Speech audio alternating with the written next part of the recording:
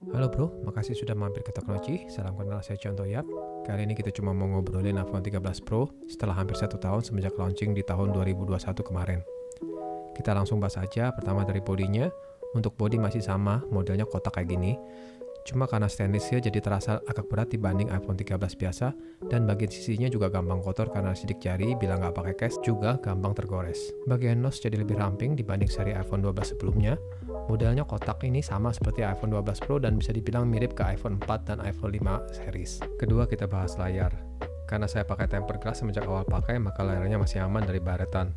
Kecerahan layar iPhone 13 Pro ini di 1000 nits, lebih terang daripada iPhone 13 biasa yang cuma 800 nits. Kualitas layar juga sangat bagus dengan warna yang akurat. Layar cukup terang walaupun di luar ruangan masih dapat terlihat jelas, tapi bila di bawah sinar matahari secara langsung, maka kita akan kesulitan melihat layarnya. Apple menyebutnya ProMotion, di mana layar akan beradaptasi dengan pemakaian kita. Kalau tidak dibutuhkan, dia bisa drop sampai 10 Hz, tapi saat nonton atau main game yang butuh frame rate gede, maka dia akan mencapai 120 fps. Ini semua agar penggunaan baterainya lebih hemat, karena hertz tinggi membutuhkan tenaga lebih yang menguras baterai. Tapi tidak semua aplikasi support frame rate tinggi. Saya bisa bilang ini salah satu layar terbaik yang ada di kelas smartphone. Bisa dijamin apabila kamu pakai iPhone 13 Pro beberapa minggu dan balik ke iPhone 12 Pro atau versi yang sebelumnya yang masih 60 Hz, maka pasti akan terasa banget perbedaannya. Pengalaman saya memakai kamera iPhone 13 Pro bisa dibilang cukup memuaskan dan bisa diandalkan. Kameranya masih sama, terdapat 3 lensa, tetapi sekarang sensornya lebih besar. Dulu sensor besar hanya ada di kamera iPhone 12 Pro Max, jadi hasil foto bisa lebih mendapatkan bokeh alami dibandingkan kamera sensor kecil. Kamera zoom juga ada peningkatan dibandingkan iPhone 12 Pro. Hasil foto lensa ultrawide juga memberikan hasil yang memuaskan dan bisa foto makro. Saya pribadi paling sering menggunakan lensa utamanya yang wide dan lensa selfie. Untuk video ada tambahan fitur cinematic, merekam dengan efek ala-ala kamera full frame jadi ada blur di belakangnya, tetapi bagi saya masih kurang maksimal hasil videonya. Dan ini mode cinematic, jadi di bagian belakang ada sedikit bokeh, nggak terlalu fokus.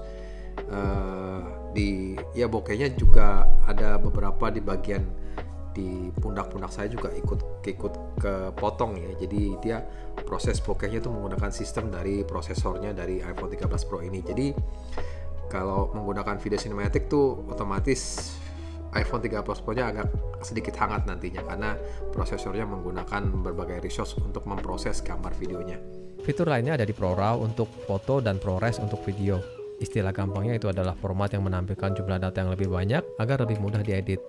Buat yang kurang suka edit foto dan video, abaikan saja keduanya karena saya sendiri pun nggak pernah pakai dua format itu. Malas, repot, ya saya sukanya gampang-gampang aja, jepret terus upload.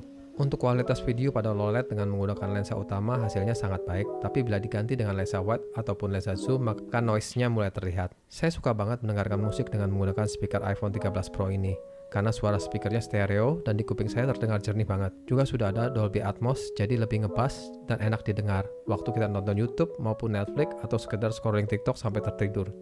Tapi bila di tempat ramai, tetap lebih baik menggunakan AirPod, earbud, ataupun headphone yang kita punya. Baterai jauh lebih awet walaupun peningkatan cuma 11% dari 2815 mAh ke 3095 mAh. Screen time nyali 5 jam, baterai masih tersisa 57%. Ini bagi saya suatu peningkatan yang luar biasa. Biasanya sampai jam 8 malam tersisa sekitar 20-30%. Pemakaian saya normal menggunakan sosmed seperti TikTok, YouTube, Twitter, Instagram, dan browsing-browsing sedikit serta buka email. Di iPhone 13 Pro ini loading time-nya lebih cepat dan responsif. Ini disebabkan oleh chipset A15 Bionic yang lebih efisien dibandingkan sebelumnya. Untuk performa selama saya pakai ini tidak pernah lag ataupun hang.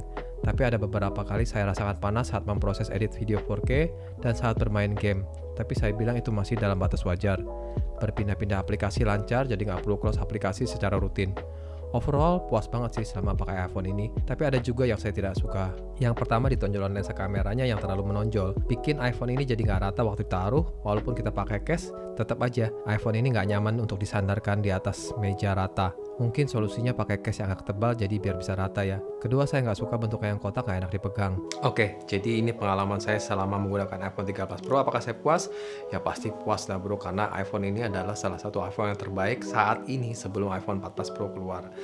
Dan saya suka sekali dengan daya tahan baterainya, saya suka sekali dengan kualitas layarnya yang sangat bagus warnanya, saya suka sekali dengan kualitas suaranya, jadi dengar musik itu juga enak banget.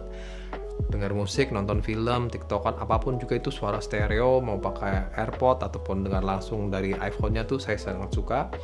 Saya suka dengan kualitas kamera fotonya, dan saya suka dengan kualitas videonya 4K 30 frame per second ataupun 60 frame per second, itu bagus banget. Jadi ya, itu semua pengalaman saya pribadi saya pakai iPhone 13 Pro ini. Semoga videonya menghibur Mas Bro semua yang nonton. Saya Cianto Yap, thank you banget udah nonton. Kalau Mas Bro suka sama video ini, jangan sungkan-sungkan klik like. Subscribe nggak subscribe tuh terserah Mas Bro, bagi saya nggak terlalu penting. Yang saya minta tuh klik tombol like dan komen di komentar bawah aja bro. Thank you banget udah nonton video ini Mas Bro. Saya Cianto Yap, sampai ketemu di video saya berikutnya. Bye.